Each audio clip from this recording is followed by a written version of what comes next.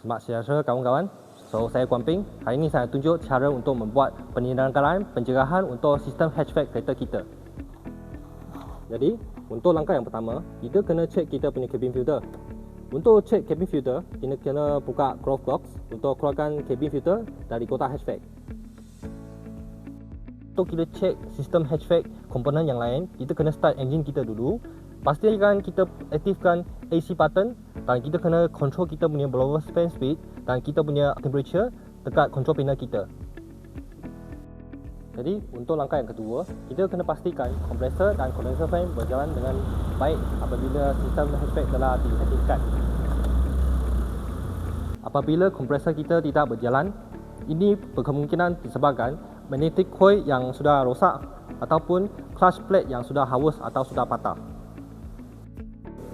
Jadi untuk langkah yang ketiga, apabila fan belt sudah bergoyak atau sudah retak, kita kena gantikan dengan fan belt yang baru.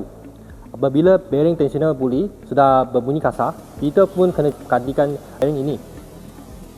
Jadi untuk fan belt yang baik, seperti dalam sisi kanan saya, ini adalah fan belt yang baru. Dia bersifat kenyang dan lembut. Manakala untuk fan belt sudah terpakai, dia akan jadi keras dan melemput seperti sini.